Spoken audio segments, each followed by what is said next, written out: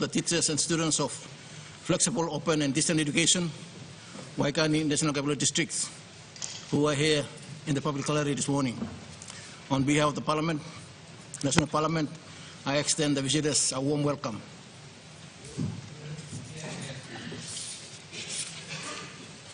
Prime Minister.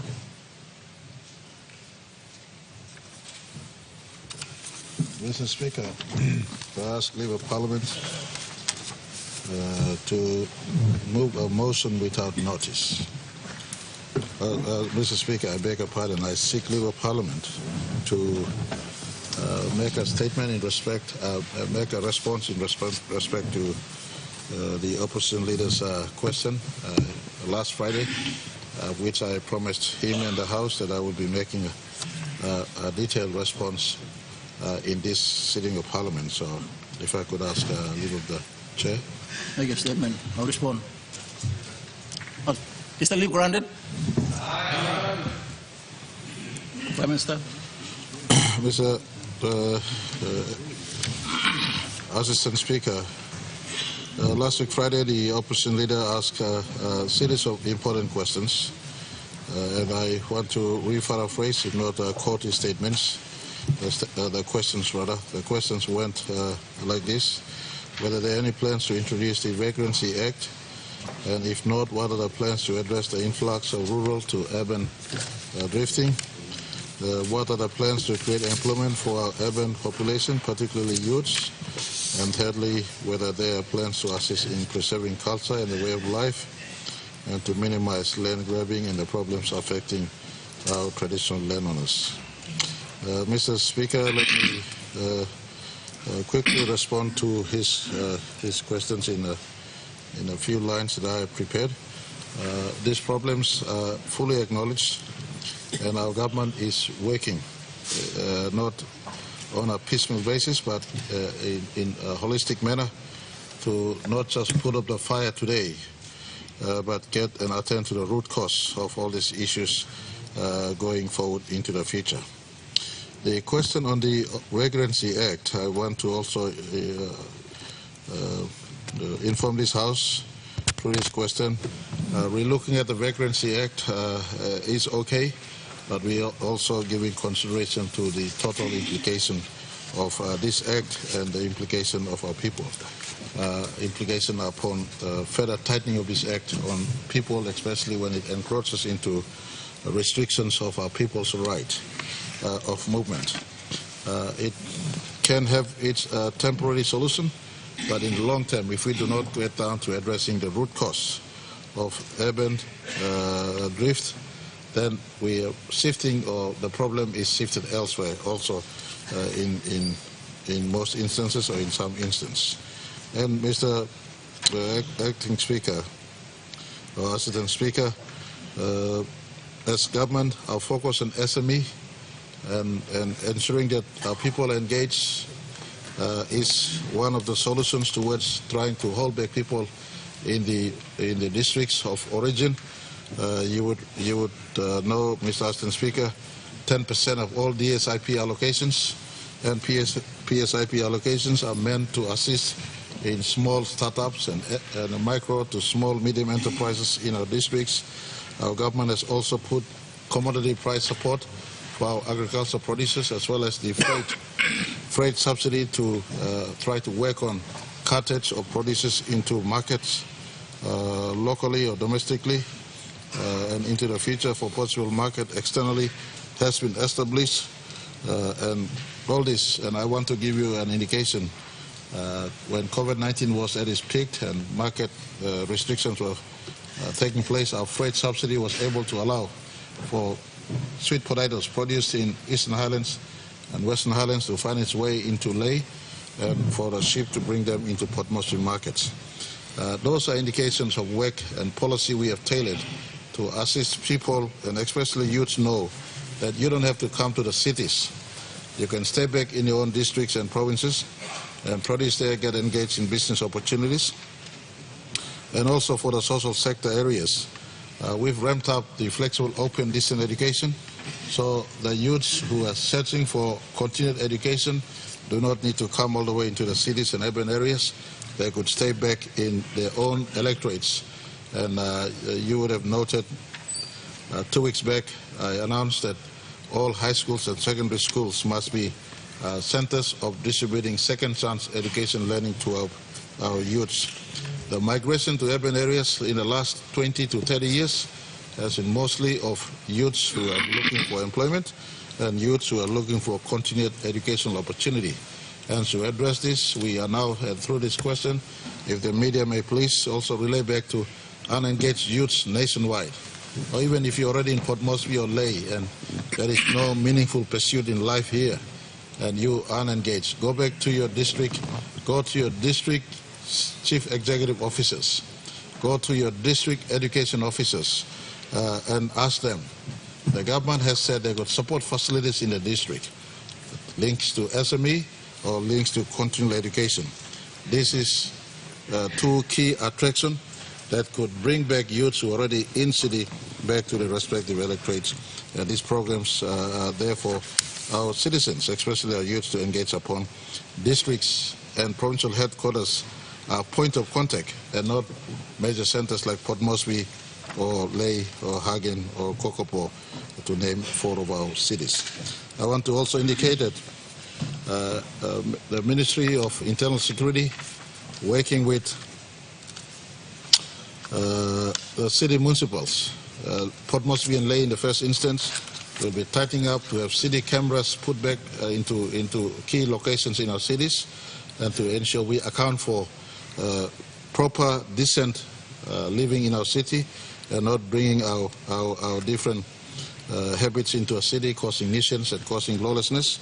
And so Port Moresby City, nation's capital, and Lae City in the first instance, and then Hagen and Kokopo in the second and third instance will be looked at to have city camera and to ensure that living in a city is done in a law-abiding manner and you don't bring your activities to override the interests of others, especially in pointing to the land grabbing issue, to the landowners in the fringes of our cities or in the city area land where it is traditionally held by our original or indigenous landowners. So all in all, it's a work in progress. We are very concerned about urban drift, and I want to point in response to the good questions by the good opposition leader.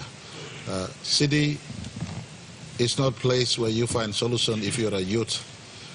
Your district head office, your district administrator, or now labeled as district chief executive officer, your member of parliament, or your provincial headquarter and provincial governor, provincial administrator, we have partnership for education running in second chance education. They also equally have SME funds, and we're pointing people back to the land. Go back to do something. If you are unengaged here in the city, you can get more money from coffee bags, cacao, copra. Today the treasurer will present a paper on the state of the economy, and we realize that there's a more increased productivity happening in agriculture than ever before. You may be wasting time in Port Moresby or Lae. Go back home, get engaged in where you can be engaged. Pick up second chance learning. Those who will be going off to Australia for seasonal workforce, very soon we will announce. If not, we have already indicated that only grade 12, those who matriculate to grade 12 will be picked, and those who are identified as faithful, if not a pastor has recommended that their standing and their character is good, will be picked to send to Australia. And mind you, that labor deficiency in Australia is opening up big time. We want to also short-term labor as well as trade, skilled labor be exported to work in Australia, New Zealand, and other markets that are opening up. So I want to encourage all our youths, don't come into Port Moresby or Lae. Stay back in your home, participate in controlling lawlessness, become leader in your own space, pick up second chance education, go back to your district and pick up an SME activity in your district, participate in growing your country instead of loitering and wasting time in Port Moresby or Lae cities. Thank you very much. Minister for Justice and Auditor General.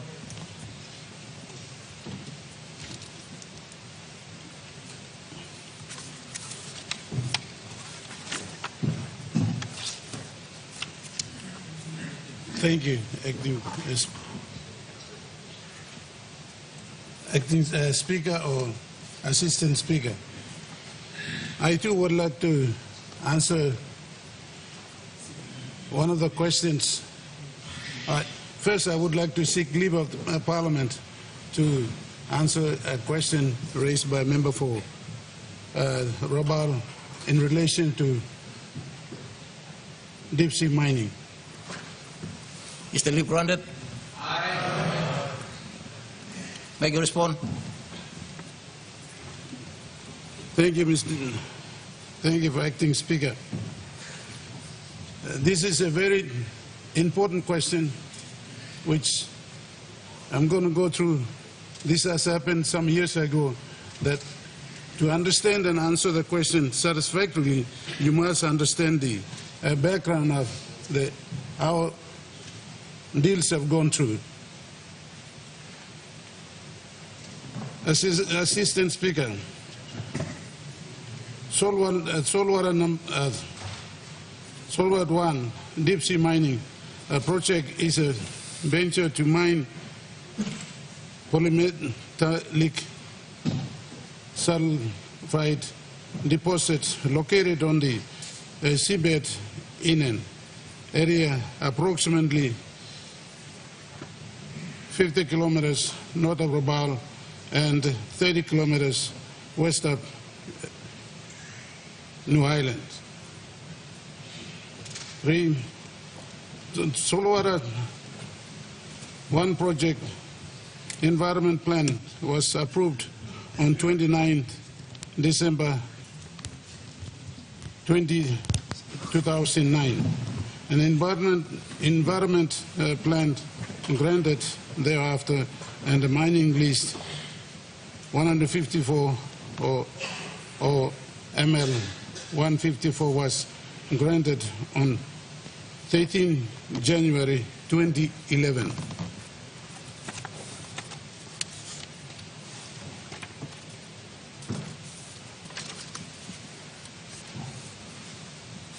Mining lease 154 for the ML 154 granted under the Mining Act 1992 and environmental plan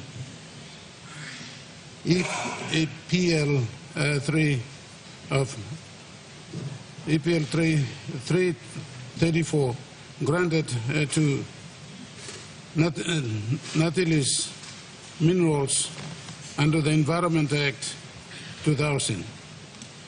They are the only legal documents forming basis of and setting in the parameters or conditions relating to the actual development of the project and are currently valid. 5. ML 154 was granted for a term of 20 years. That's from 13 January 2011, subject to the following conditions. 1, that the lease shall comply with the provisions of the Mining or Safety Act. 2, that the leasee shall comply with the Mining Act 1992. 3, that the leasee shall comply with the Environment Act 2000 and any specific terms of an environmental permit thereby issued. 4, the leasee shall provide the Mineral Resources Authority with a closure plan and a schedule at least 1 year prior to the commencement of commercialized operations, notwithstanding parameters that justify premature closure of operations. 5, the leasee shall submit the mining plan to the Chief Inspector of Mines 12 months prior to the commencement of mining operations. 6, the leasee shall submit to the Chief Inspector of Mines all mines, plans and details for the mine construction phase and thereafter. 7, the lessee shall comply with the approved proposal described it in Schedule 2 attached hereto, as they may be varied from time to time. 8, the lessee shall be in good faith ensure that the seafloor mining equipment, rise and pump, deep sea watering plant, and boat, etc., are manufactured, integrated, and successfully commissioned on the lease within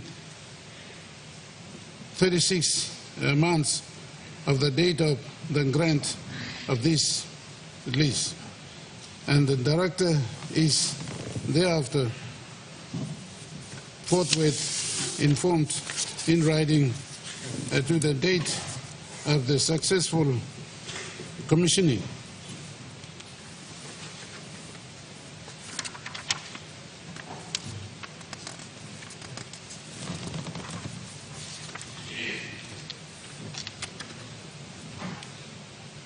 Nine, the negotiations on the benefit sharing memorandum of agreement, or MA, shall progress in good faith. The lessee shall pay into trust to the state any and the financial benefits that become due in the interim pending finalization of the said MOA. Then, within 12 months of the informing the director of successful commissioning as per condition 8 above, the lessee shall in good faith investigate the viability of construction and the commissioning at processing plant onshore within the state of Papua New Guinea, and with advice to the director accordingly. 11, the technical team determined by the Director of Mining Act shall be established at the same time of grant to work permit in close collaboration and in good faith with the lessee in design, construction, and commissioning of mining equipment and the related mining processing and monitoring management so as to ensure compliance with the laws of Papua New Guinea. 6, in January 2018, the Minister for Mining approved a variation to the condition such as that mining equipment and vessel were to have been commissioned on 1st October 2011. Otherwise, there would have been a breach of condition 8. Concerns raised by member for Rabaul, Honorable Dr. Alan Marat, current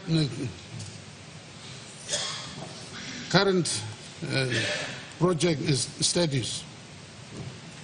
The Saltwater 1 project construction is still incomplete. 8, the Nautilus mineral has exceeded the project when new developers, deep sea Mining Finance Limited and SM2 acquired the assets of Nautilus Minerals, and the new owners have launched work on the program variations to effect the changes of mining methods, which will be considered by the Mining Advisory Council. 9. As ML 154 and EPL 234 are still current and valid. We need to look at the conditions attached to give them to ascertain if there is any breaches that may warrant termination, or look at both the Mining Act or the Environmental Act if there are any breach by the new developer that they trigger termination. Then the new developers of Saltwater One project have not approached EDA-COPA for further funding, but continue to further advance and preserve the joint venture key technologies. And if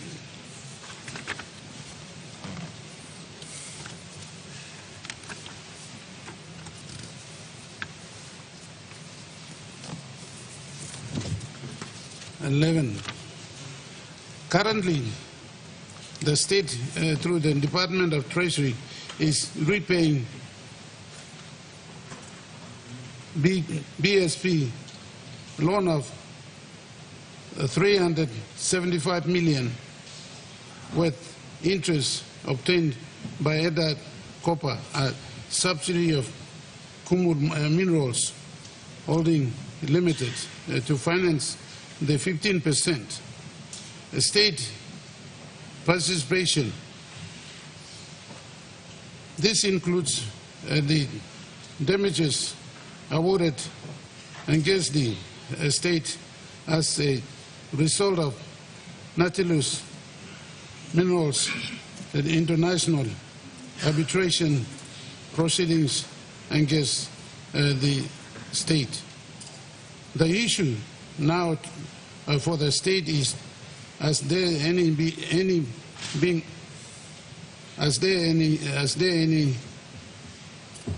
been any confirmation that the new developers accept the payments by EDA-COPA into the project as a complete buy of 15% interest into the project, or in light of the new ownership, will the state be required to put up a new funding or additional to what has already been paid by EDA-COPA? Liability borne by the state that remain reaffirm the participation in the project. This is the issue that state must consider seriously. Mr. Assistant Speaker, this is a serious matter, but at this point in time, the applications are made,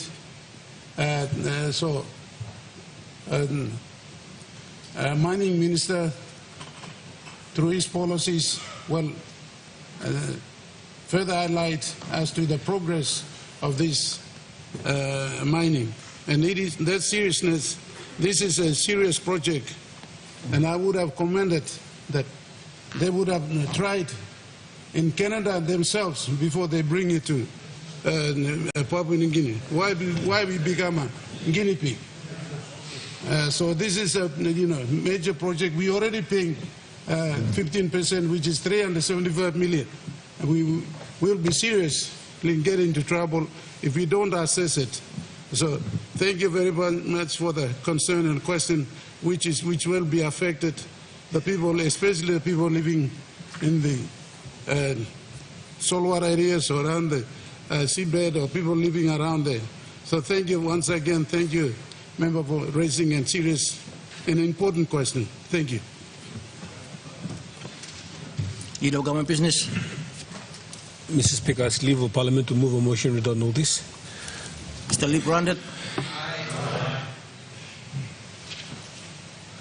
Mr. Assistant Speaker, I move that so much of the standing orders be suspended as would prevent the Prime Minister and the Minister for Treasury from presenting their ministerial statements forthwith. The question is that the motion be agreed to. Those in favor say aye. Aye. Those against say no. Ayes have it. Prime Minister. Mr. Assistant Speaker, I want to thank you for allowing me to rise up to make a statement to our Parliament on the anniversary of our government being in office for 1 year since we took office in the 10th Parliament. My government is committed to reporting back to the People's House on important matters that we are undertaking. I want to, from the outset, say thank you to all members of Parliament for their trust and confidence.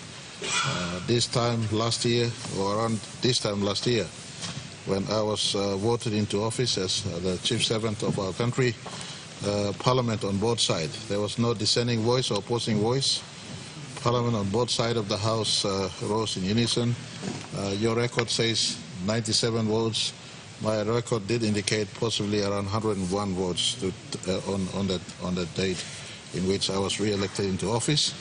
And it is fair for our people and our members of Parliament that you understand exactly what has transpired in the year we have been in office. That is why we're making this statement, because this is the last statement in the face of our upcoming 48th independence anniversary. I want to provide a report on the government's performance to date since assuming office. Especially, we are not a new government, we are a continuing government since 2019. But with a special focus in the last 12 months. We have been given mandate to run government by our people, and I want to also take time to thank the Pangu Party supporters right throughout our country.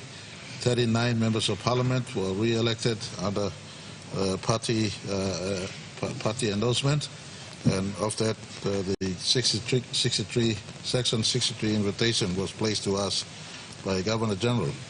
But having said this, that 39 number would not be sufficient to form government. I want to thank the rest of the coalition partners who joined together in what is our continued presence at Lolawata to progress the 2019 Lolawata government caucus outcomes that we said will become the blueprint of our Take Back PNG focus and our focus to ensure all legislations, all public sector policy and initiatives and programs are geared towards ensuring we are economically independent, we are self-sustaining, and we are focused to do better for our people. Mr. Assistant Speaker, on the opening of the 11th Parliament in 30th August last year, I made the following opening statement, and I quote, that we will begin our work by strengthening the democratic processes, building a resilient economy, building economic infrastructure, addressing natural resources, address business and investment confidence, addressing law and order, and working on education and health, and strengthening the institutions of state. I want to start this statement by dealing with the key focus areas and later end with some specific matters that are important. The statement I made summarizes the gist of what we want to do. It was important for us to review the foundations of our election processes, maintain the pathway of budget reconstruction and restoration, consolidate and focus on our infrastructure agenda, maintain and improve our work within the natural resource sector, position our country as an investment destination, address the recurrence and continued deficiency in the law and order space, firm up directions on our education and health so that we leave no child behind, and build stronger institutions of state to carry the public service delivery. Mr. Speaker, I propose in my acceptance speech that we will begin immediately to work on improving the election process so that we can deliver better elections for our people as part of our 50th anniversary celebrations in 2 years from today. Following the full establishment of our government, we installed the Special Parliamentary Committee on the National General Elections, which is working tirelessly on this matter, and I want to appreciate Governor Baird, who is leading the Special Parliamentary Committee. They have inquired and required agencies to make submissions. They have inquired and have required agencies to make submissions. There have been separate processes through which observations and discussions were conducted, which highlighted important issue of law, processes, resourcing, coordination, and execution of elections. And I want to say, these reviews were also conducted by independent researchers and observers. The interdepartmental election team and the security team. It is expected that the Parliamentary Committee will deliver its report soon, and it will form the basis for which to build actions on these issues so that we improve the election processes for our country. We have insisted that recommendations are clear and practical, and that it cascades into administrative, budgetary, legislations, and coordination.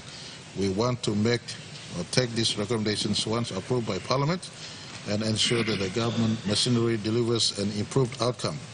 Our people expect nothing less than an improved processes and outcome. It is the foundation of our democracy, and we have a duty to secure it accordingly.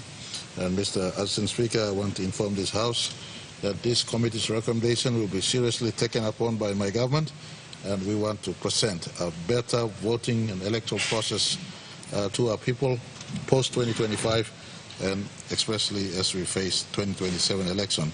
That should be the first election in which we have a cleaner, better electoral processes and allow people to cast vote to leadership of their choice. Mr. Speaker, our government continues to work on economic repair and reconstruction. The Treasurer will present, for instance, this year's MIAFO later after my speech. I beg your pardon, the 2023 budget is a historical budget on several benchmarks. It is the first budget we formed since we took office again. It is the largest budget ever in PNG history at 24.5669 million. It projects the largest revenue collection in the history of our country at 19,582 million, or 19.582 billion. It has a large deficit at 4.984 billion, which is estimated to fall down by 1 billion in 2023. The fiscal consolidation continues in this budget. An important reconfiguration of budget share is evident. The capital budget peaks, Mr. Speaker, another characteristic of a budget. The capital budget peaks at 9.79 billion, and 6.6 or 63% of this PIP budget is from the national government raised revenue. The PIP budget has grown a massive 224% since 2018. We have allocated more resources to the law and orders with massive increases funding at 401 million, or an increase of 28.9%.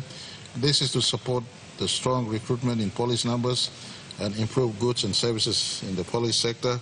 The judiciary, particularly our ministerial services, has seen major improvements in funding of 50% increase since increase in 2023, and a further 50% increase will be upcoming in 2024. We have also allowed increases of up to 406 million in the health and education sector, particularly focusing on funding increases in teachers, nurses, and doctors. Mr. Speaker, we continue to expect inflationary pressures in 2023, and this is the basis of why we have allowed 590 million Kenyan household assistance package as we continue to monitor the situation. And the Treasurer will break to us some news in that front as he speaks later on. The household assistance package comprises of 280 million in tax cuts, 150 million in cuts on fuel exercise, and 160 million in school fee project assistance as part of the measure of giving assistance to our people in this tough time we were going through in 2023. In the 2023 budget, the government continues to consolidate on a 13-year fiscal plan which is intended to continue the repair and reconstruction budgets that we will put in place, but also at a broad-based level stimulate the growth of our economy. It is a doable plan that allows the government to continue to reinvest or invest in key and critical sectors of our economy. The budget repair and construction plan for the next 13 years has started off in a positive way with the 2022 final budget outcome showing some good progress in terms of increased revenue of 4.6 billion or 33% compared to low expenditure growth of 4.2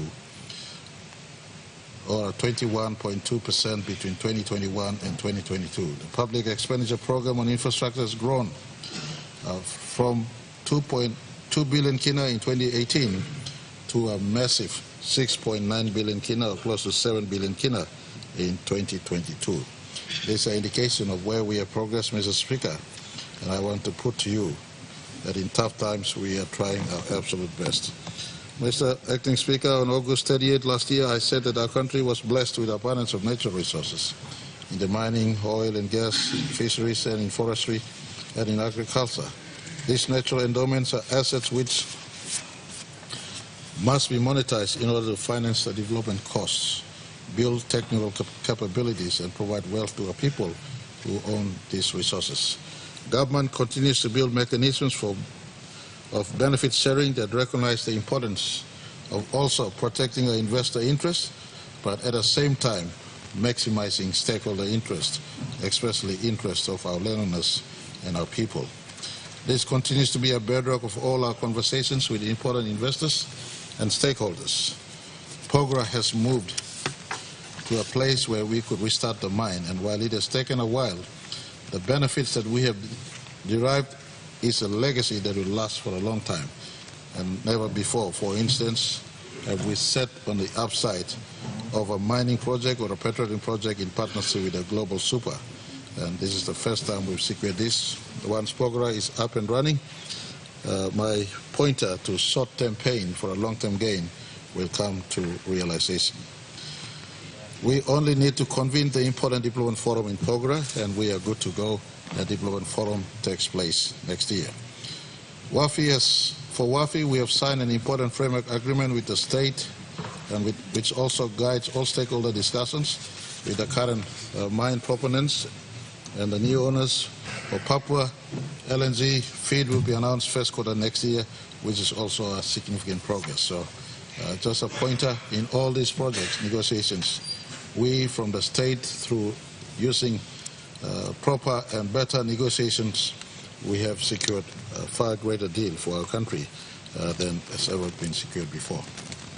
Mr. Speaker, investment confidence is very important for any country as it embarks on building important opportunities for its people. Increased confidence means increased investment, which translates to more employment opportunities and more inflow of taxes. 2023 is a year after the world came out of the COVID-19 pandemic. An independent survey conducted by Business Advantage demonstrates that business have more confidence going into 2023 at the back of consistency and transparency in our public policy outlook. The last 4 years have not been smooth sailing, however, and we have met increasing social economic challenges imposed by COVID-19 pandemic and the Russian war, or Russian-Ukraine war, which has affected our economy as well as the global economy. But despite these severe global economic constraints, we have braced ourselves by taking bold measures to reform and cushion the negative impact of on our domestic economy. This is a clear indication of our continued strong and stability. I beg your pardon. This is a clear indication of a continuing government that is strong and stable owing to the generational change in the leadership which is taking place. This has brought inclusivity, innovativeness and creativity. In fact, it is a new dimension of leadership that is aimed at practically and tangibly delivering on our development priorities as we progress our nation towards 50th independent anniversary in 2025.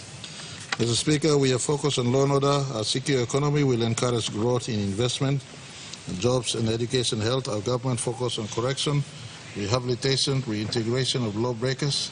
It also promotes rehabilitation and reintegration of detainees by classifying current correction institutions into rehabilitation, education, TVET and juvenile centers, remand and agriculture and farm. This is a work that the Internal Security Minister is currently stepping up on. The Correctional Service has already recruited additional manpower to manage an increasing number of detainees. Our police, our biggest challenge is to build numbers. Efforts have begun to build numbers in our police force while at the same time looking at seeing off those who have reached retirement age. The police budget appropriation increased twofold so that important initiatives are realized. We have to focus on curbing lawlessness and making sure lawbreakers are arrested, charged and imprisoned. The policy focuses on leadership, accountability, logistics, infrastructure, rehabilitation, and information technology to ensure peace and good order. And I want to make an intervention here.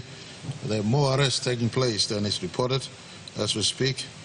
Those who have been committing crimes have faced police, and police have stepped up in the space of making arrests. And I want to inform our citizens, there will be no place to hide. You can evade in 1 or 2 days or 1 or 2 weeks or 1 or 2 months, but really there is no place to hide as police continues to step up its work and we're increasing more allocation to our police. In defense, we aim to improve force capacity in defense, including people, and duty to care, organization reform, operational proficiency, infrastructure, and nation building. Alignment on the revised White Paper, Defense Act, National Security Policy, and PNG foreign policy remains a challenge. Decision to recommence training for the 119 recruits is pending, and direct recruitment through the Department of Higher Education, Research and Science Technology, and outsourcing may have challenges in quality control, cost overruns, and time, but we are committed to address these challenges in our defense force. For the Department of Justice and Attorney General, 5 key priorities have been set in the 2019 to 2023 plan. One of them, revitalizing the village court system, improving crime prevention, strengthening communication and information management systems, promote integrity and professionalism, and investing in infrastructure and capital works. We have approved work on building an independent appeals court in our court restructure program, which will see case management effectively delivered. Our government priorities in education and health. We want to have a healthy and educated society. Budgetary investments, as we have said, have increased in 2023 budget and stands at 1.6 billion, or 6.7% of total budget. This is an increase from 2022 supplementary budget of by a big 102%. We want to achieve quality of access and teachers and the support mechanism.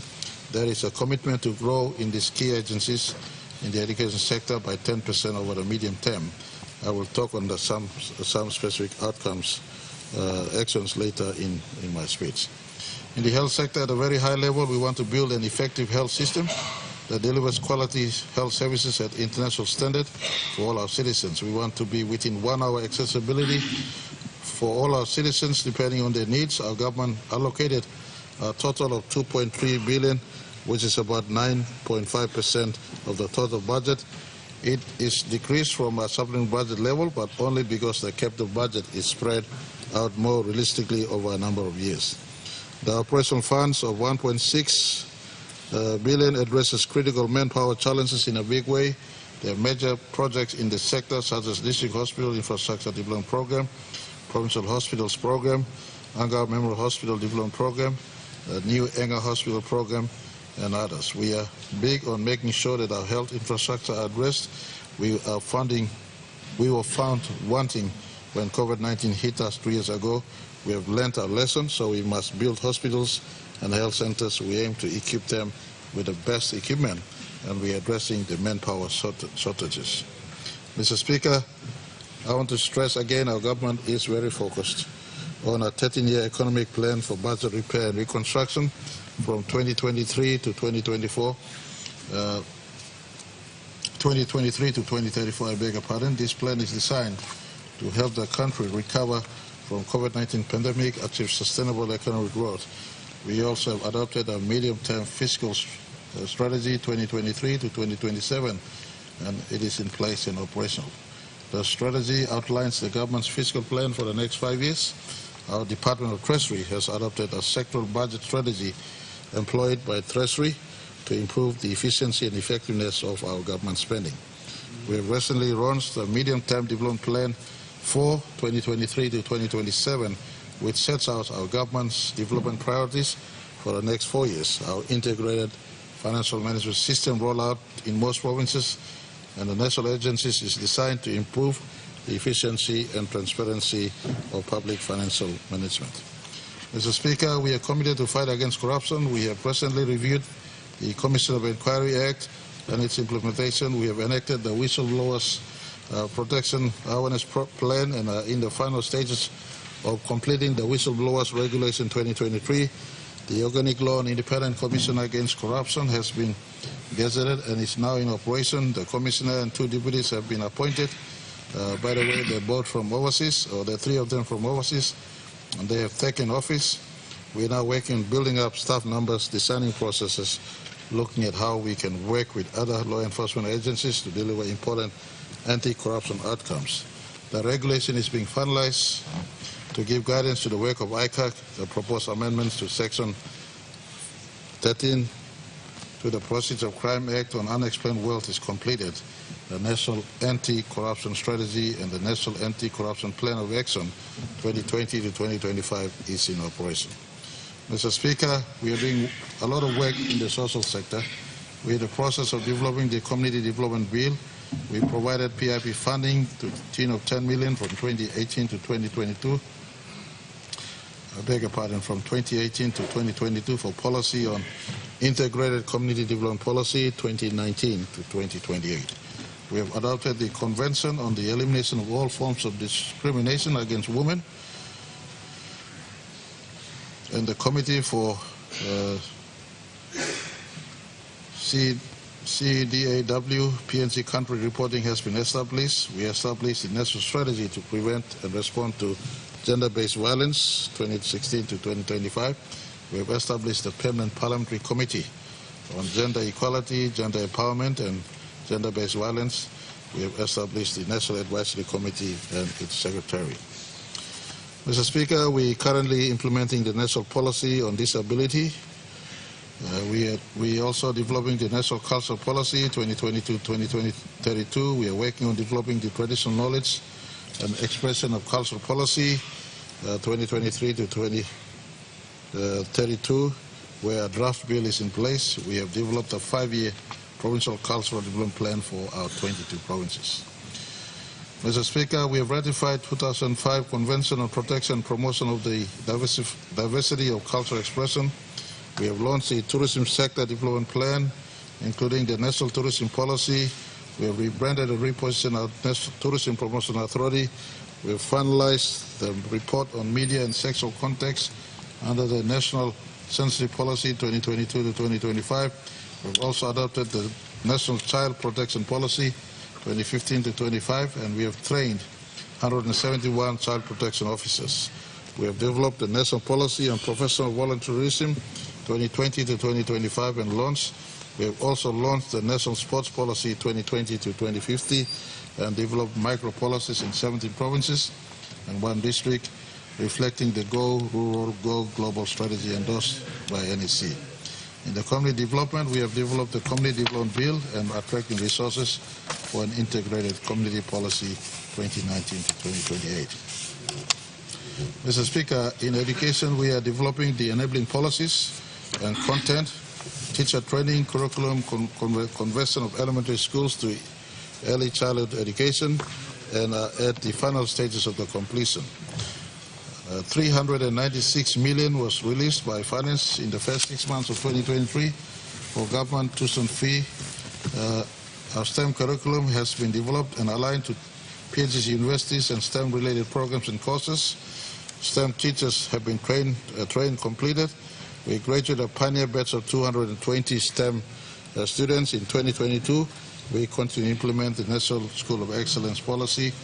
And Mr. Speaker, if I could add, yesterday I was totally privileged to be given an opportunity by the Minister of Education to hand over passports and tickets for the first 43 students. So our best science students in our country identified. We're sending them to universities in the USA, and I've given commitment this program will continue to run. The best grade 12 students identified will be sent to the best schools in the world to be our scientists and doctors, and this program will run its course and going forward into the future. Mr. Speaker, we're working to establish National School of Excellence, 6 new TVET centers, 10 electorates now delivering. Mr. Speaker, I beg your pardon. We are working on establishing an additional School of Excellence in the Highlands region in 2024 to 2025. I beg your pardon. Should be the entire country. We're working on 6 new TVET centers and 10 electorates now delivering forward under the reforms we have established. And I want to ask all members of Parliament to embrace the forward program. It has already brought back 80,000 students or youths back into second chance learning. We're in the development phase of the school-based curriculum, syllabuses and teachers' guides. We have effectively shifted away from the outcome-based back to the school-based, and the curriculums and syllabuses are being finalized as we speak for all subjects. Grades except for a few vocational subjects and CCV are being completed as we speak, printed and sent to schools. Training of teachers in the elementary and primary and secondary in the standard-based curriculum was completed in 2022. Mr. Speaker, in the law and justice sector, we are doing a number of important things. We passed the Joint Forces College Act and published the Gazette notice. This is a significant achievement as it will provide a legal framework for the establishment of the Joint Forces College, which will be responsible for training and coordinating the activities of various security forces in Papua New Guinea. We are rolling out TVET centers in all prison facilities. This is an important initiative to provide inmates with skills and training they need to reintegrate back into society after release from the prison. Cabinet has already approved the increased terms and conditions for state lawyers, including public solicitor and public prosecutor in 2023. This is a welcome development as it will help to attract and retain the best legal talent in Papua New Guinea. We are supporting state lawyers because we have saved, and they have saved close to 4 billion kina in potential judgment debts in 2022 alone through the leadership of the State Solicitor General. This is a significant achievement as it shows that the Solicitor General's office is working to recover debts owed to the government. We have achieved a clearance of 490 million worth of projects by State Solicitor. This is another significant achievement as it shows that the government's State Solicitor office is working to ensure that the government projects are being implemented efficiently and effectively. We launched a juvenile justice policy late in 2022. This is an important policy that will help to ensure that juveniles who come in contact with law are treated fairly and in accordance with their rights. We are active in the provision of 200 legal advice on national general elections provided. This is significant advice as it shows that the law and justice sector is committed to ensuring the upcoming that the upcoming national general elections were conducted fairly and in accordance with law. Immediately after the elections, we admitted 1,680 village court areas and 12,011 village court officials on the Alaska payroll, which at the moment consumes 55.7 million kina. This is a significant achievement as it shows that the government is committed to supporting the village court system, which is a very important part of the justice system in our country. This has never been done before. We now have brought in 12,000 village court officials into our payroll for the first time. Mr. Speaker, on the infrastructure sector, we are implementing the flagship Connect PNG Road Infrastructure Program 2020 to 2040. We remain committed to spending at least 5.6% of our annual budget on this massive program. The Connect PNG program pushes the government agenda on building small to medium sector enterprises in the construction sector. Over 300 local contractors are engaged, either as a principal contractor or subcontractors. This is contributing directly to at least 15,000 jobs for our people. It is the single most important program to connect our rural people to the market in the 48 years of our existence as an independent nation. No greater work has taken place in most areas. This program has taken off, and we intend to continue this program. The on-grid and off-grid under PNG electrification program and the National Electrification Rollout Program is in full progress. We have fully established the National Energy Authority. We have adopted the Sustainable Highlands Highway Investment Program. We also have adopted the National Aviation Policy 2022 to 2030. Work is underway in upgrading 72 airstrips under the Rural Airstrip Rehabilitation Program. We have opened the Momote, Wainumu, Keviang airports, opening and launching of Momote and Togu and Togu airports under Civil Aviation Development Investment Program 1 or CADIP 1, and have approved for CADIP 2 to be negotiated and scoped. We have signed up funding for PNG ports in a 30 years port infrastructure investment program master plan under the Australian Infrastructure Financing Facility for the Pacific. We have completed the sub-program 2 of the state-owned enterprises reform supported by the Asian Development Bank.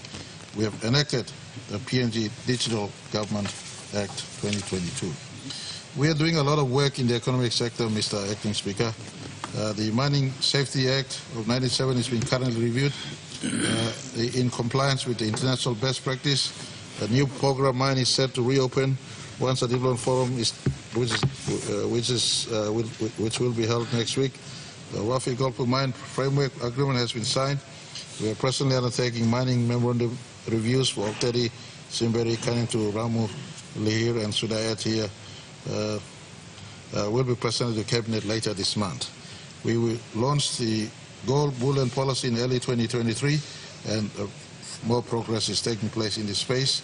Hopefully, in the not too distant future, we go into downstream processing of our gold resource as well as our mining resource, our mineral resources also. Papua LNG project agreement and following the signing of the fiscal stability agreement the project proceeded to the announcement of the front-end engineering design. We expect FID to be made in first quarter last year. Following the signing of the heads of agreement of PNG and the takeover of oil sets by Santos, we are now pursuing an additional equity of 5% from Santos. The due diligence are going back and forth in respect to direct ownership of the 5% equity in PNG LNG project. In the natural resource space, the Fisheries Strategic Plan 2022 to 2030 was launched. We are presently reviewing the Fisheries Management Act 1998 and the licensing regime. The Forestry Act 1991 is also under review, including the PNG Forest Authority Corporate Plan.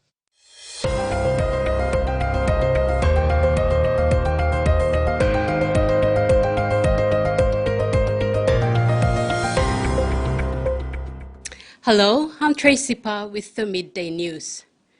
The National Court has ruled against Kaitogara Limited's attempt to prevent PNG Power Limited from disconnecting electricity due to a 323 million kina unpaid bill. The case underscores the landlord's legal obligations and warns against legal power connections. Despite Kaitogara's efforts, the court held the landlord accountable for the bill resulting from unauthorized electricity use by a tenant.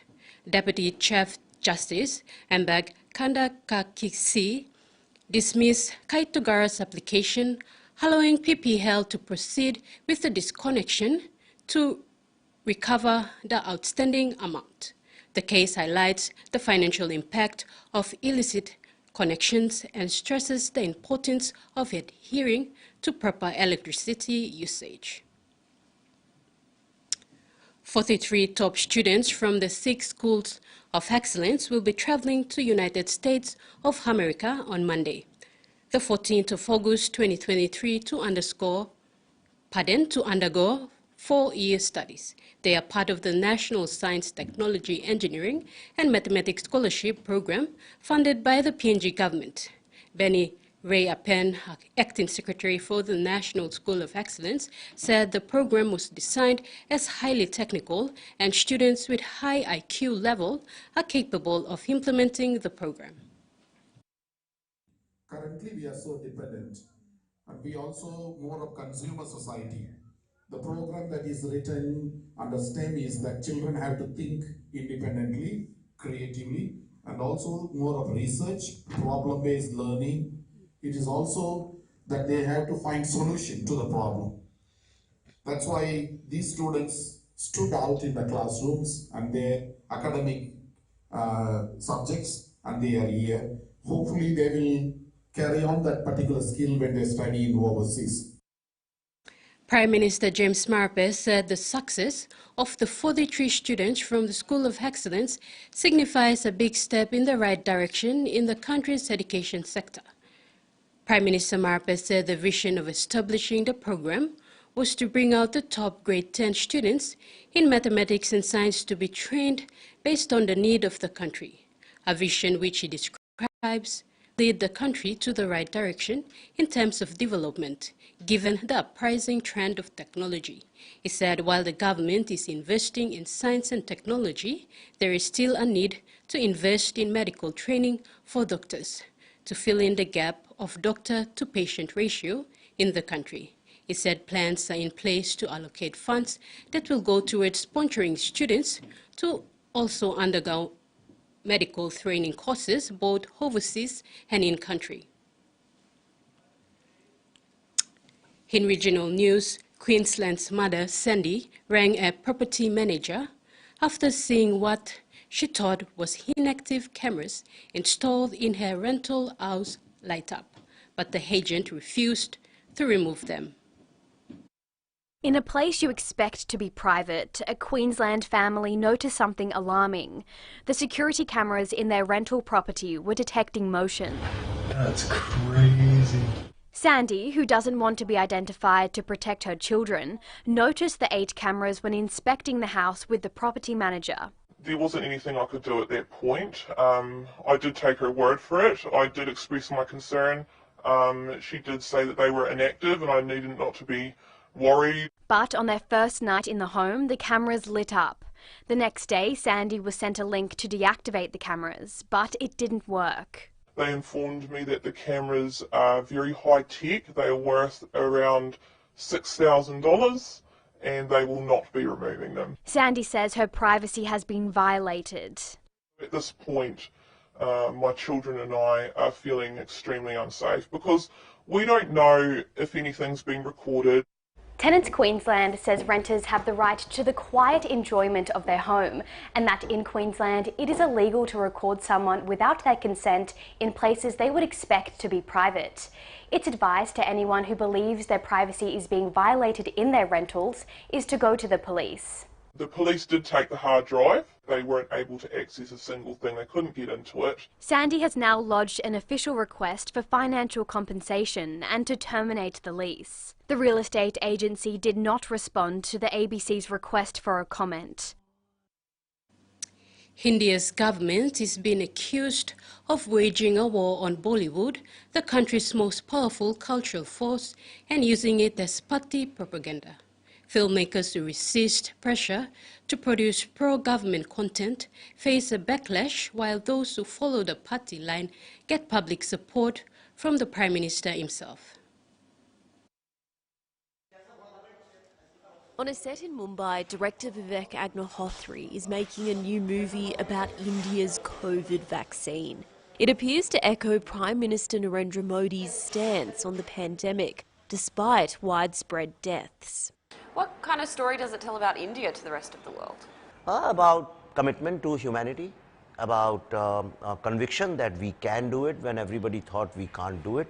Some states ruled by Modi's party, the BJP, gave discounted tickets and days off work to get people to watch Vivek's last film, The Kashmir Files. And Prime Minister Modi met with Vivek and his wife, Bollywood star Pallavi Joshi. When you know that the Prime Minister is kind of endorsing the film in a way, you know that you're doing something right.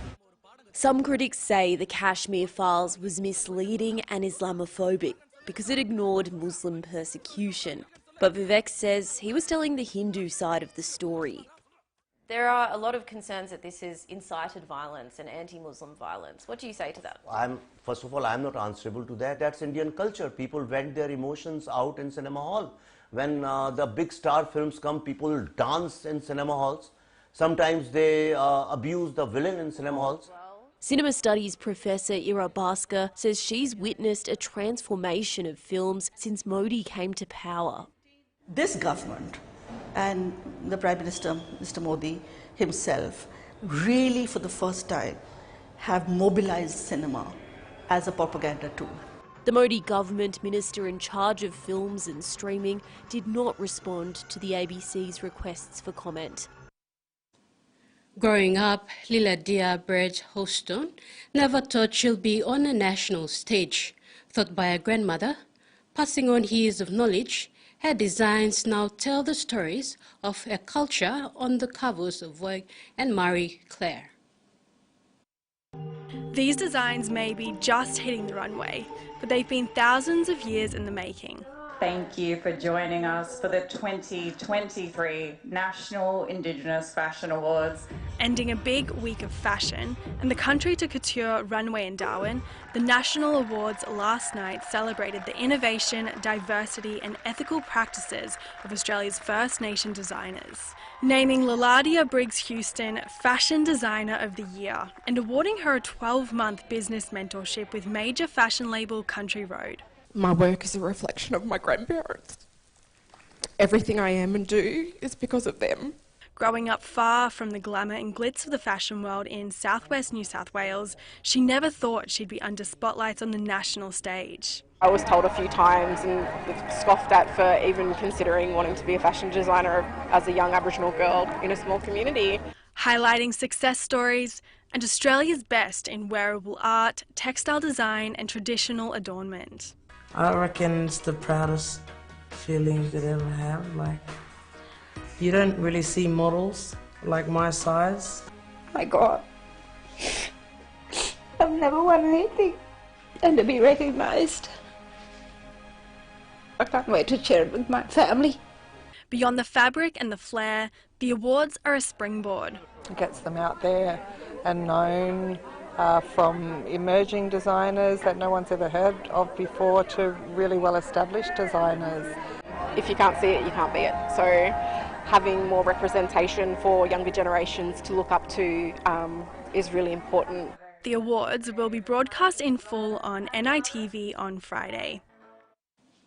In sports, Leopard star Edwin Ipape will be incredibly proud to represent his beloved Papua New Guinea as he walks out onto the Hollywood Wembley turf. The Mount Hagen-born hooker told Love Rugby League that he feels like he'll be carrying the flag of his beloved Papua New Guinea when he plays in the Challenge Cup final for Leopards against Hull KR on Saturday. Ipape has quickly become a fan favorite at the Lee Sports Village and has been one of the standout hookers in Super League this season. Ipape described it as an honorable feeling to be representing Papua New Guinea on the other side of the world and has been bowled over by his support from his homeland. Ipape has come on adopted later during his time with the club while living in the Lancaster town, so much so that as supporters waving Papua New Guinea's flag in the stands at most games. Thanks for your company. Tune in at 6 tonight for more.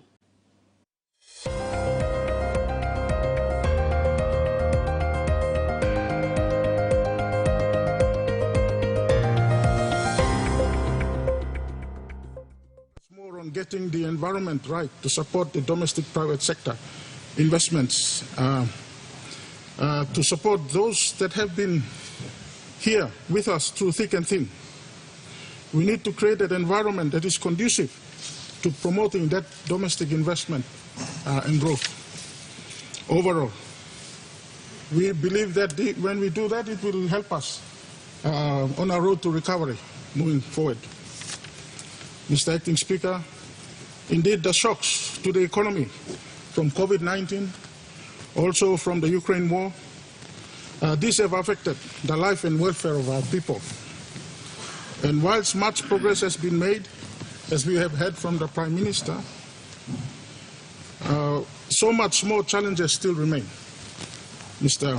Assistant Speaker, Acting Speaker, addressing the public health care system in this country is also important.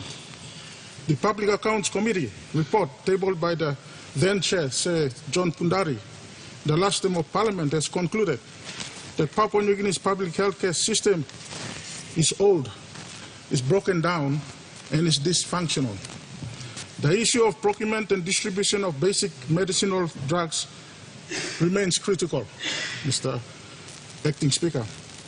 Our major hospitals continue to face problems. For example, we just heard from a TB caucus this morning in our B1 conference room.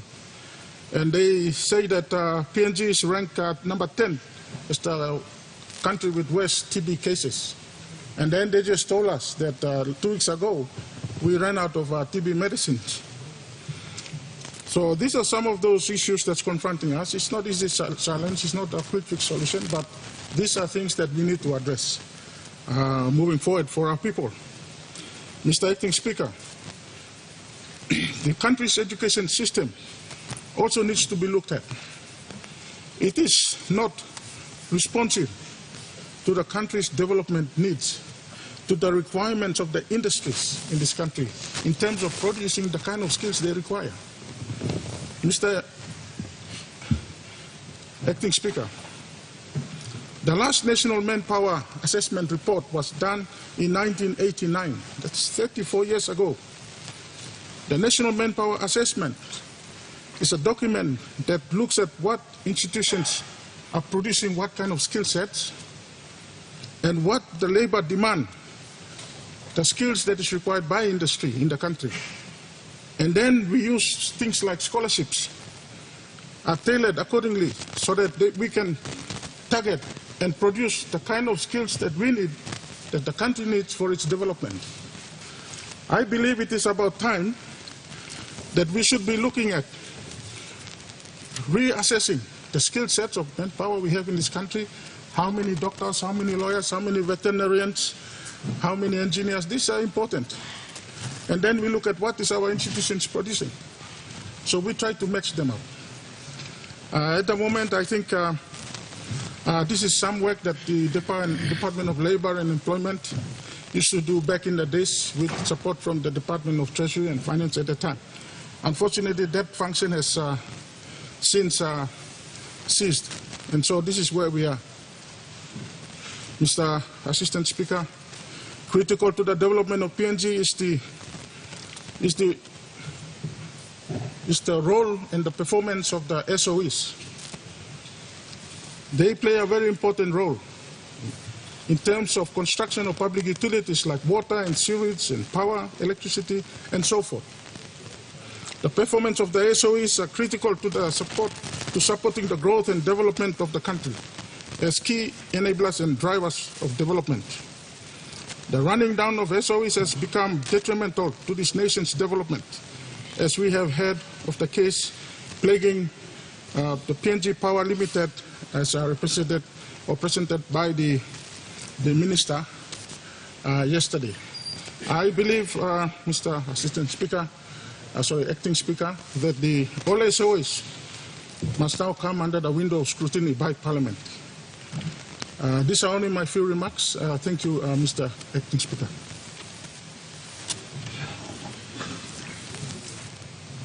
The Honourable Treasurer. Thank you, Mr. Speaker. Can I move that further debate be deferred on responses to the Prime Minister's statement to a future date. The question is that the motion be agreed to. Those in favor say aye. Aye. Those against say no. Ayes have it. The Honourable Treasurer.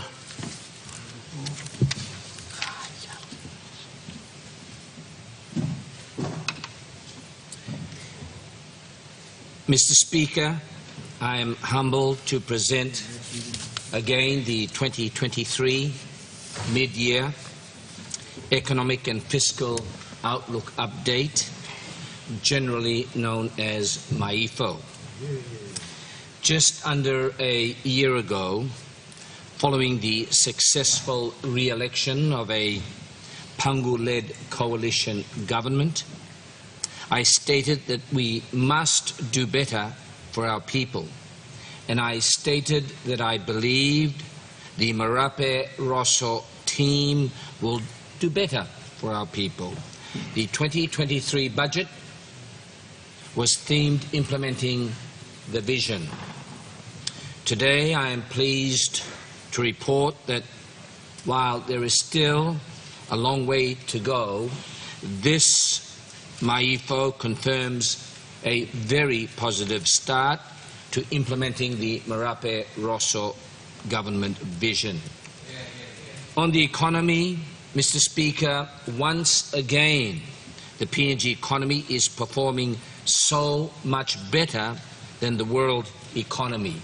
Once again taking back PNG by having the policies and strategies that have helped protect our people from the tough times facing the rest of the world.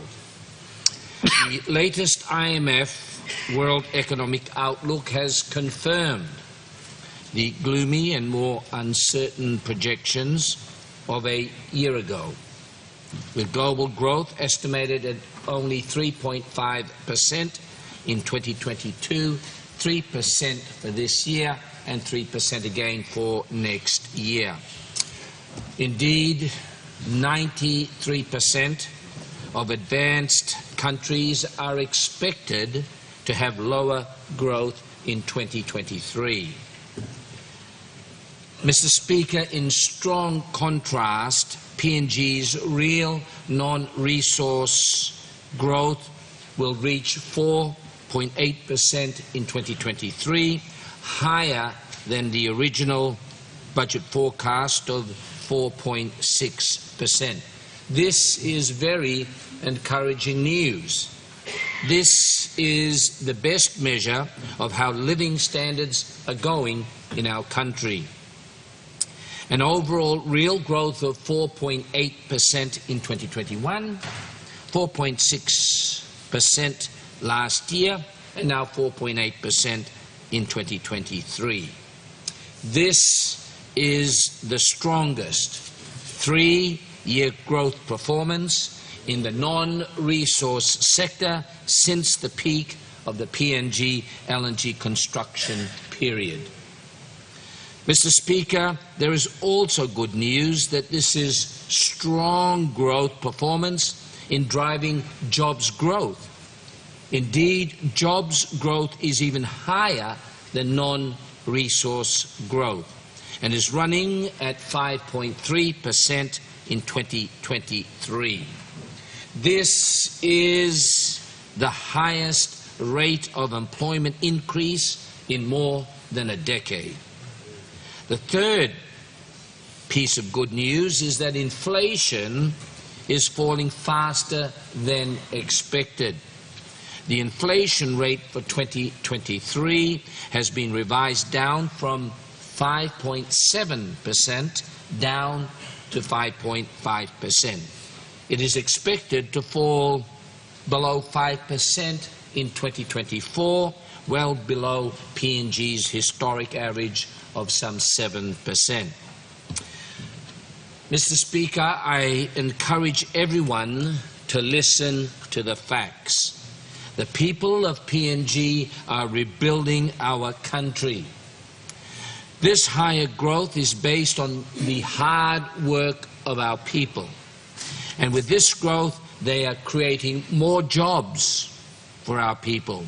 At the same time, inflation is falling, and this strong growth is being achieved before any new resource projects or Porgera reopening. We don't have to wait for the resource projects to start growing our economy, and we can achieve this growth despite the worst global pandemic in a century and the worst war in Europe since World War II. Mr. Speaker, don't listen to the lies of empty tanks and other social commentators. Listen to the facts, and based on these positive facts, grow in confidence. Start investing in our economy. Start your SME. Plant your new hybrid crops. Go for the new opportunities in labour mobility. The strong growth reflects the opportunities we want for all our people. We are implementing the Pangu-led vision. On household assistance package, Mr. Speaker, despite the economy starting to do so well, we know that many families are still doing it tough. We introduced the largest household assistance package in our country's history, 1,178 million kina over 2022 and 2023. This MAIFO demonstrates this package is being delivered. The tax cuts to an estimated 220,000 wage earners of up to 63 kina per fortnight. The removal of fuel taxes until fuel prices had generally fallen to less than that at the start of the war. Getting school fees out earlier than in previous years, and on top of the direct funding support to assist families, we are actively monitoring prices through our Independent Consumer and Competition Commission. And we'll be moving amendments to strengthen their price control powers in the next session of Parliament. On depreciation of the kina, Mr. Speaker, there is much talk about the depreciation of the kina. Once again, critics intent on damaging the country look at the facts contained in MAIFO. Over the first 6 months of 2023, compared to the same period last year, the kina has appreciated against the Australian dollar by 4%. The kina has also appreciated against the Japanese yen by 9.3%. The kina has also appreciated against the Chinese yuan by 6.6%. Why do people only talk about the 0.9% or less than 1% depreciation against the US dollar? Overall, what is called the trade-weighted index, the kina has been appreciating. This is actually putting downward pressure on inflation as well. Let's base public policy discussions on the facts, the truth, not obsessive, disrespectful and personalized allegations from rusting empty tanks. One clear fact is that the opposition is in total disarray on its kina policies, with the Shadow Treasurer calling for an immediate 20% devaluation in February this year. You did. While the opposition leader unfortunately contradicted him. And the one who must not be named, sitting on the back benches as the master puppeteer, Let us not forget the 39% depreciation of the kina during his years. Mr. Speaker, in discussion with the acting governor of our independent central bank, I was pleased her view is that we should definitely not immediately devalue the kina by 15 to 20%. Her view, and that of the board, is that it would be too disruptive for our economy. Instead, PNG will take a measured, steady path back to kina convertibility. On ongoing budget repair, Mr. Speaker, I am pleased the MAIFO confirms the budget repair plan is on track. Contrary to the negative views of some opposite, we have delivered on our ambitious revenue targets. In fact, we expect revenue to be 1,614.2 million kina higher than expected at the time when we passed the 2023 budget. The biggest increase is in company taxes of an additional 989 million kina. Personal income taxes are expected to be 399 million higher. These stronger tax collections reflect the underlying strength of our economy mentioned earlier. When growth is strong, corporate profits are higher and tax collections are higher. When employment growth is strong, wage tax collections increase. Indeed, to those that doubt the strong economic and employment facts I mentioned earlier, for those that doubt our professional Treasury and BPNG and NSO workers, then think about these tax collections. We simply would not get this growth in taxes without strong economic and employment growth. More revenue is one of the benefits of good economic management. And of course, we have the good work of the IRC and Customs in ensuring these increases are actually collected. Thank you to all of them working so hard every week, every fortnight, and every month. On top of this, resource taxes are expected to increase by 684 million, mainly due to higher LNG prices. For businesses, there is also good news. We have more than doubled the budget for GST refunds from 366 million kina to 753 million in 2023. We know this is a major area of concern for businesses, and we are pleased to be pumping more money back into businesses to improve their cash flows. Mr. Speaker, we are now targeting record budget expenditure of 26,181 million, or 26.1 billion kina. The expected increase in expenditure exactly matches our increases in revenue.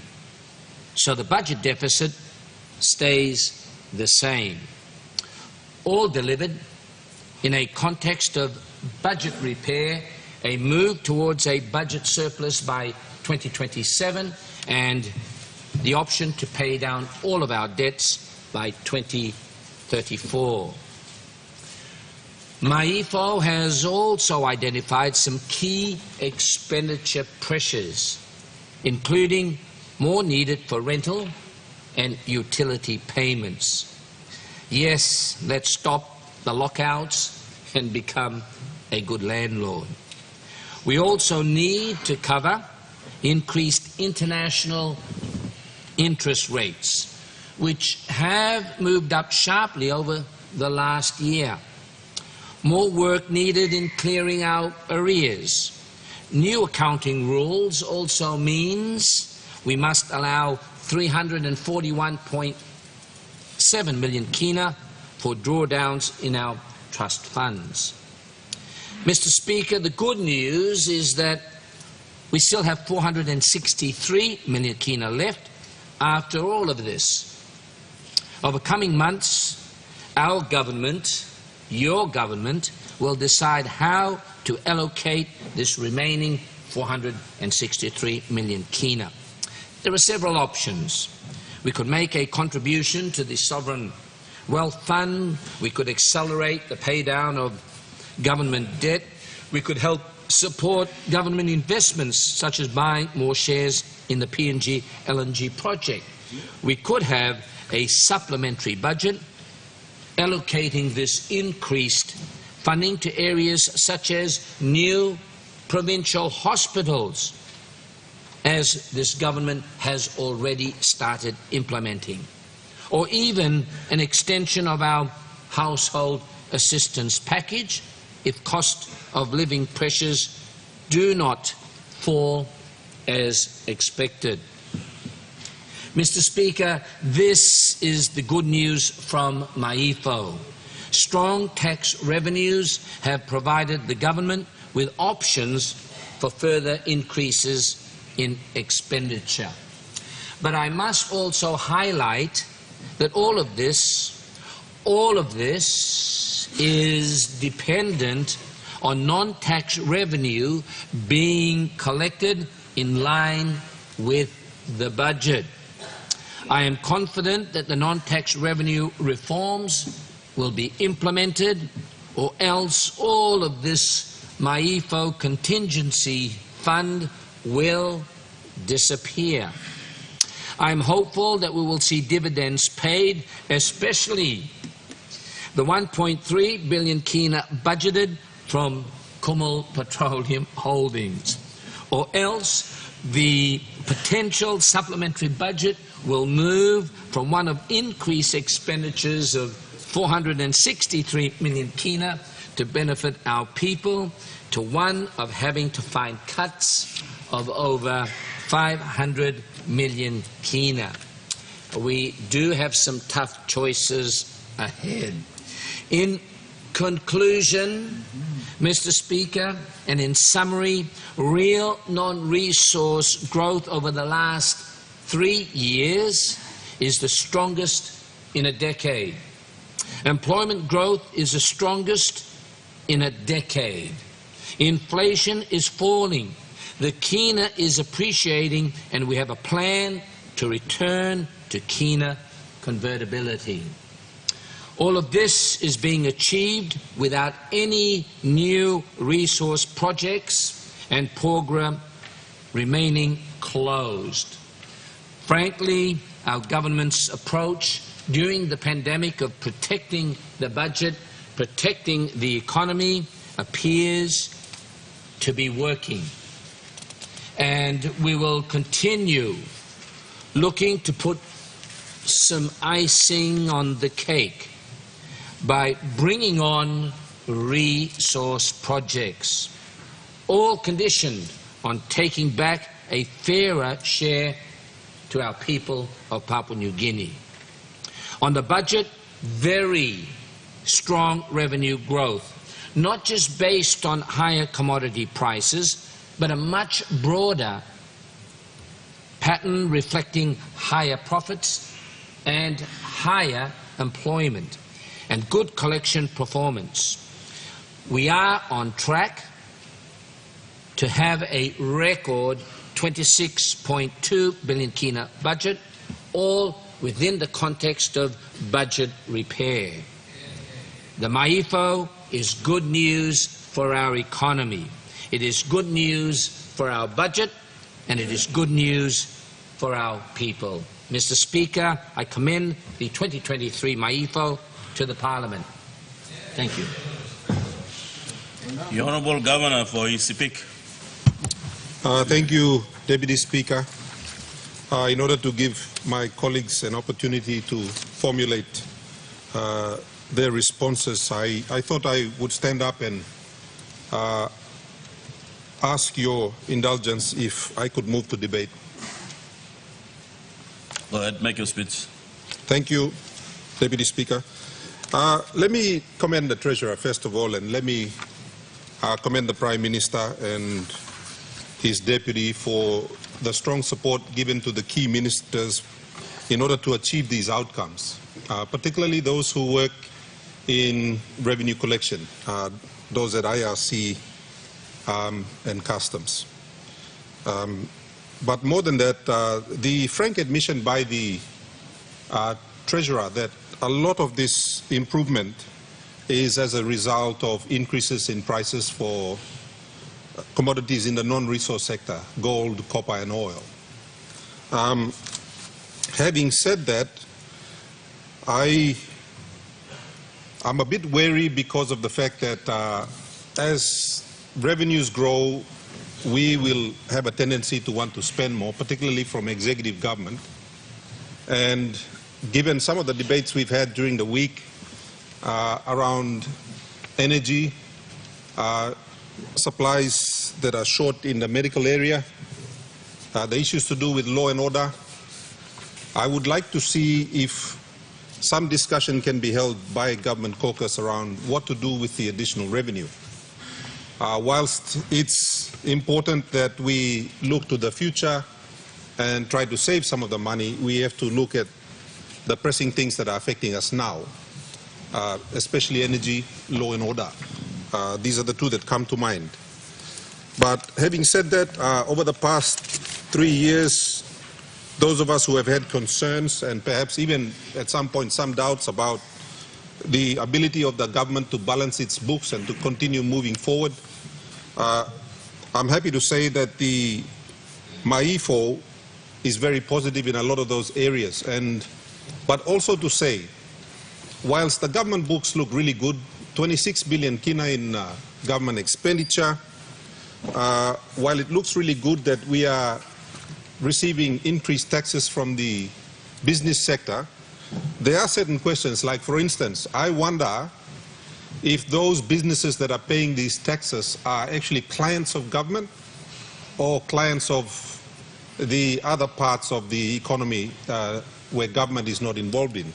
It would be really interesting to differentiate between whether the increased government expenditure is having a direct result in the positive revenues of government. What that means is that you may pay more contractor through the budget below you mean. All contractor ya working profit na all come back in na pay him tax na come back in inside law account below me blah.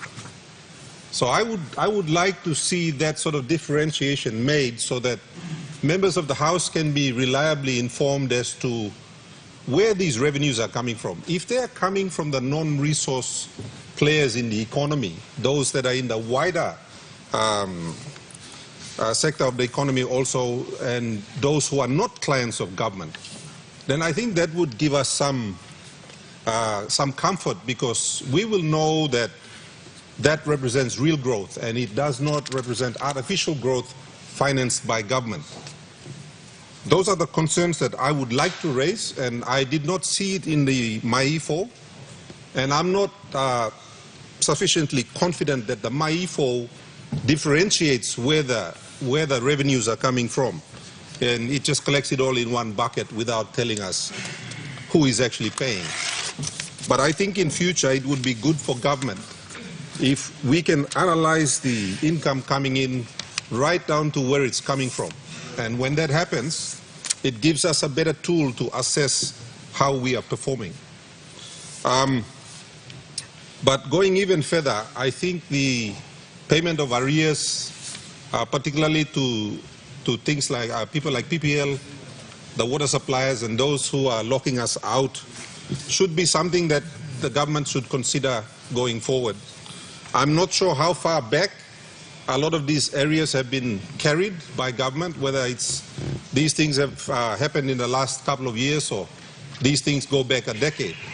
So it would be nice if we could be informed And also, if the House could be informed of the full extent of the arrears of government.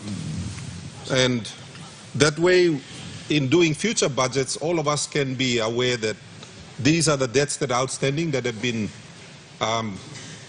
incurred by various governments in the past, and it's incumbent upon the current government to resolve them. Having said that, I'd like to also extend and thank the Prime Minister for his earlier State of the Nation report. I think that is a welcome improvement. I've been in Parliament for a number of years, and without criticizing previous governments, it's good to see that every Prime Minister, I think, that's after their one-year anniversary, should come to the floor and present a report of their performance. So I want to commend the Prime Minister for that. I think it's a welcome addition, and it deserves to be debated, and I note that it's been deferred to a subsequent sitting, but I just wanted to commend the Prime Minister for that. Just one caution, and I'm not sure why, but I note towards the end of the Treasurer's statement that he highlights the fact that 1.3 billion kina in the budget is supposed to come from Kumul Petroleum Holdings. Now, I know that in the last Parliament we've had a couple of debates about the relationship between Treasury and consolidated finances, or consolidated revenues rather, and Kumul Holdings, Kumul Petroleum Holdings rather. And it would be, I think, for the benefit of this House and the people of Papua New Guinea, if there can be some explanation as to why there is great difficulty for government to collect money from one of its children that is already put into the budget. And it would be nice also if the Treasurer could tell us, in the last budget, in last year's budget, what was budgeted to come in from Kumul Petroleum Holdings and what actually arrived. I would also like to request again, through this debate, a tabling of the use of public funds by Kumul Petroleum Holdings. Bearing in mind that Kumul Petroleum Holdings was set up from the revenues that were purchased all the way back by the IPIC shares, if all of you can recall the debate that we've had in this House.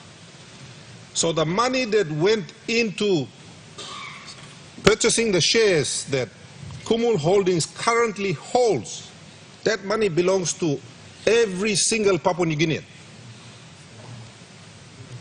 That stake in LNG was fully paid for.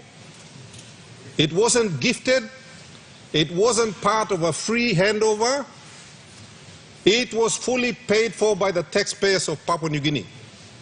Why is it, after expending significant public funds, and it all went on until we even had an inquiry because there was a UBS transaction that was claimed to be related to the IPIC transaction. And that report is still sitting there, and I don't want to criticize the former Prime Minister. We've had those debates. But I want to know, and I want to ask the question on behalf of the people of Papua New Guinea. In the last budget, the Treasurer stood up, and the Treasurer had difficulty accessing funds from Kumul Petroleum Holdings. In this budget, we are told through the MAIFO that the Treasurer is still having the same problem, same difficulty, accessing money from Kumul Holdings. And I recall when we requested a report on this floor, Mr. Deputy Speaker, Kumul Petroleum Holdings took Parliament to court to prevent us from having access to the report. Now, me like ask him again. You me member of Parliament, you me got right long talk lol problem blo country na this la kind of one bla private company where you me yet set him up, one bla government blame me set him up, and me got right law overriding Parliament. I am stunned by that fact. We are supposed to own this company, yet this company seems to have total sway over executive government. Em can walk in like blow em. Now you blow executive government and you have no say. That is scary. That a company set up with public funds is more powerful than the government. Or am I reading this incorrectly?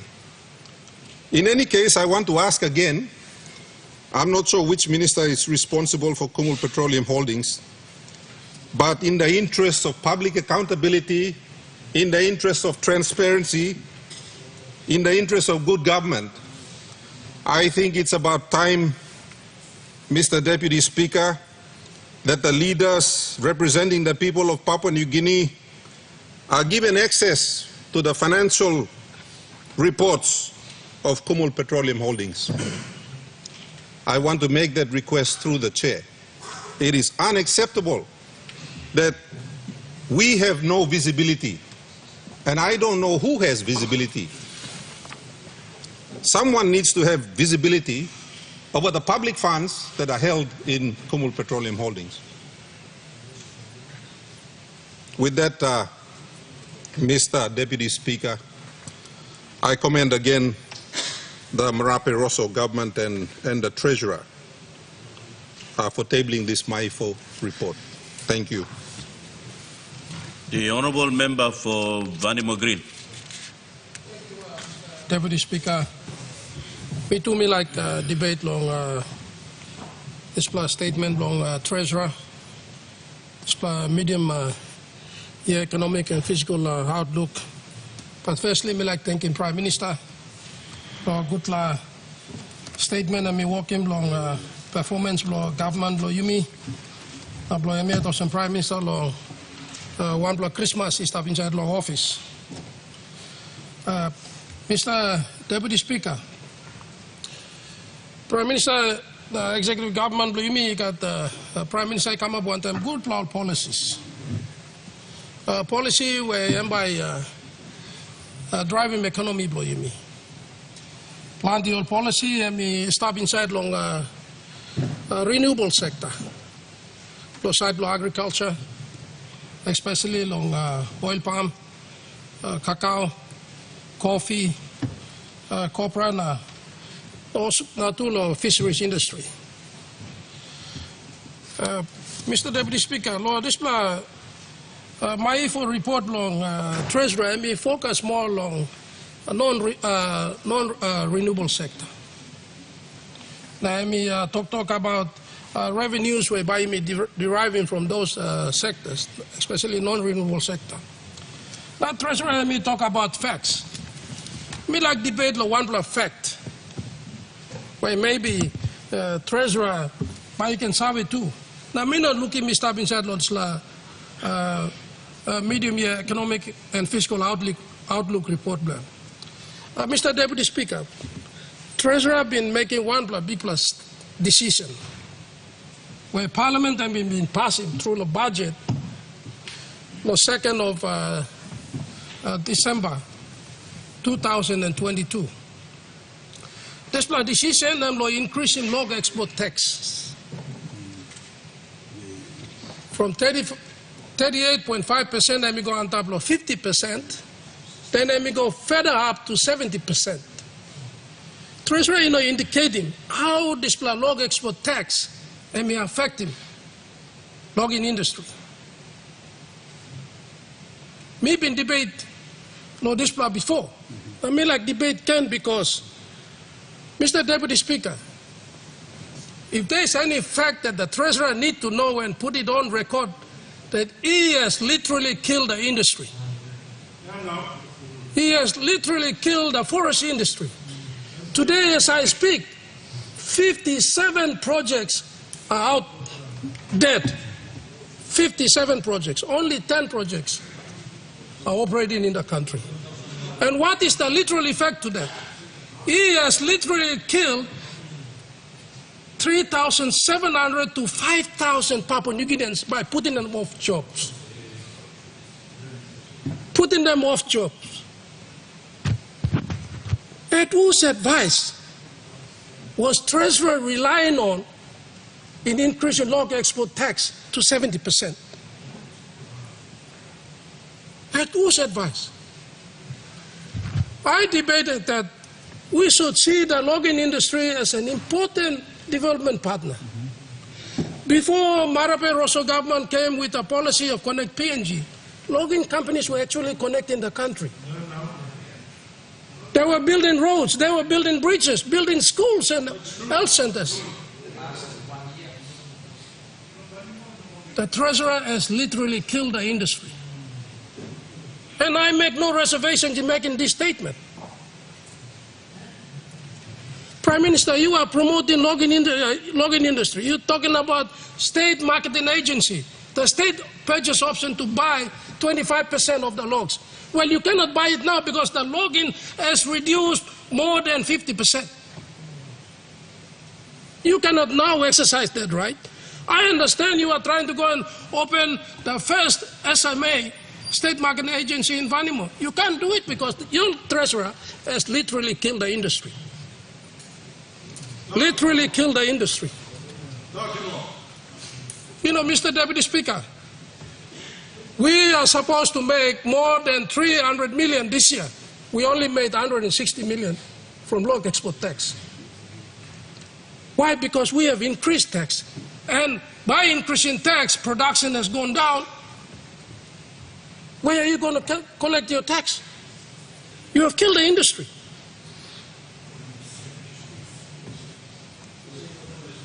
Mr. Deputy Speaker, these are facts we are talking about.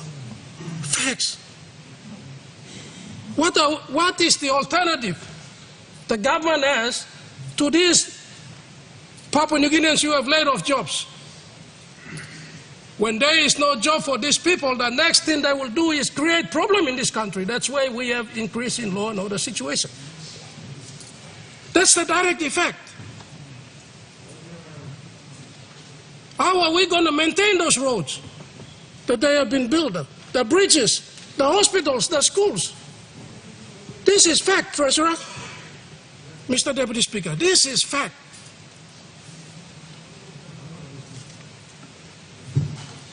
Treasurer said we are going to increase the tax so that we can collect 30 million. 30 million so that we can contribute the 30 million to the United Nations Biodiversity and Climate Change Trust Fund.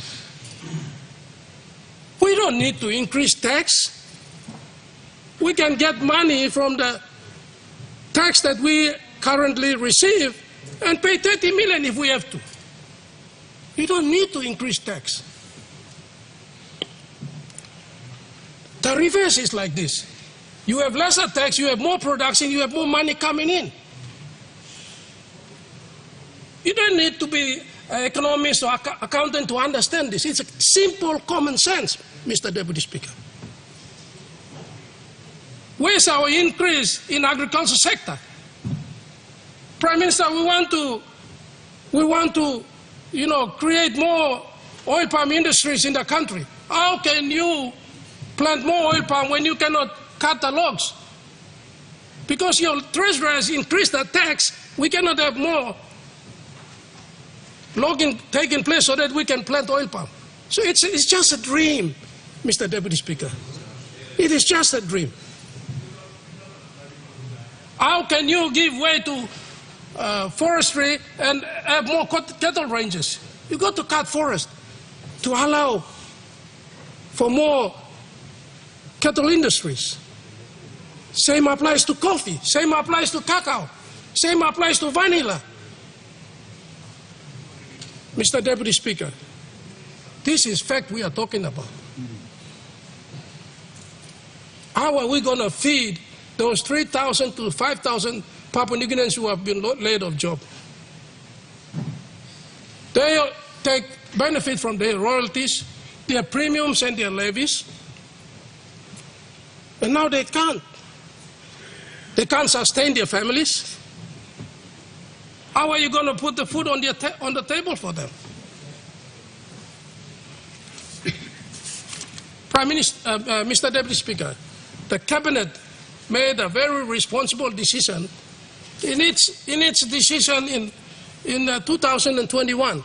Decision number 13139, the NEC decision, to reduce the tax back to 38.5%. And I believe Prime Minister made a responsible decision. Why don't we just implement that decision and stick to it, Mr. Deputy Speaker? It's a very responsible decision. If we want to collect more monies on forest industry, we should increase royalties to the landowners, make our people benefit more, then increasing tax and killing the industry. We should look at the royalty regime, the premiums and the levies regime, and also the log export development levy. I hear a lot of provincial, a lot of governors and open members from log export areas are talking about log export levies. Well, I can tell you now, don't talk about it because there is no more log export development levy because our treasurer has literally stopped it. There is no more. The log export development levies are intended to develop infrastructure development within the logging affected areas. Mr. Deputy Speaker, this is no political debate. This is debate on facts. Actual fact that's affecting our country. And I want the Prime Minister, the Treasurer, and the Executive Government to take serious note and revert back to the decision number 139 of 2021 and implement that particular decision that the Executive Government itself has taken. Thank you, Mr. Deputy Speaker. Honourable members, interrupt Parliament. Our debate time has lapsed. I would now ask the Leader of Government Business.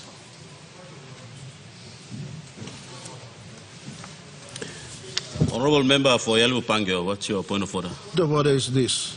Traditionally, parliamentary traditions and practice is always that Fridays are normally reserved for question time and members' grievance day. But you have decided to change that today and make this a government business day, which is normally reserved on Tuesdays and Wednesdays. Now, having done that, now you are denying debate on this particular very important issue about the economy and the Prime Minister's statement, which you have already decided to make this a government business day. Now, with due respect, Mr. Speaker, we have to do the right thing. Most members don't have the opportunity to speak in this Parliament. And grievance debates are very important for them to express what concerns them, not only in the electorate, but the entire country. So, Mr. Acting Speaker, I think it's fair that the debate should continue, and let us hear from the members of Parliament. Thank you.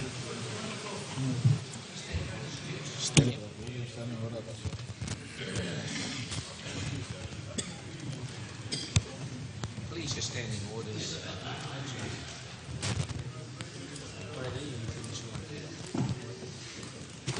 Honourable Member for Yalbu Pangya, your point of order is noted, and according to the standing order, it's on Friday when every session of Parliament on Friday, every debate comes to an end at 1 p.m.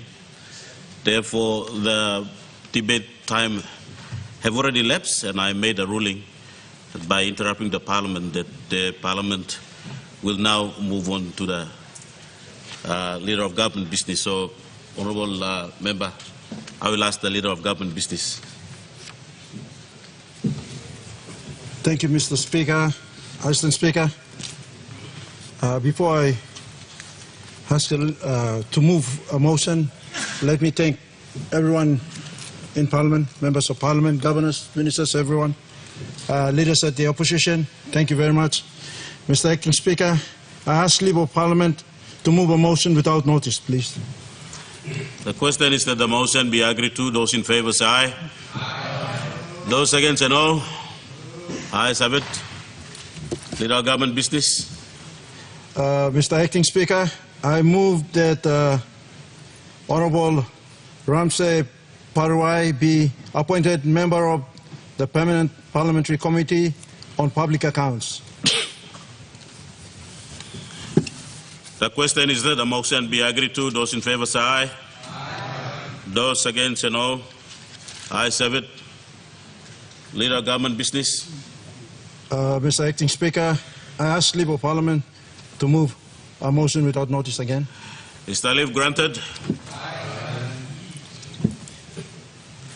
Leader of Government Business. Mr. Acting Speaker, I move that Robert Atiafa, member for Engonofi, be granted leave of absence due to ill health for the duration of this meeting. The question is that the motion be agreed to. Those in favor say aye. Aye. Those against say no. Ayes have it. Leader of Government Business.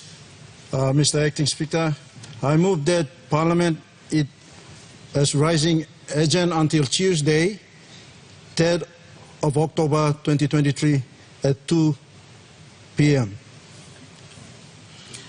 The question is that the motion be agreed to. Those in favor say aye. Aye. Those against say no. Leader of Government Business. I want to thank everyone for these two weeks of sitting as the Parliament has to rise to Tuesday, 3rd of October 2023 at 2 p.m. Honourable members, I also join the Leader of Government Business by thanking all members to attend Parliament on this session. I therefore now adjourn Parliament to 3rd October, 2 o'clock p.m.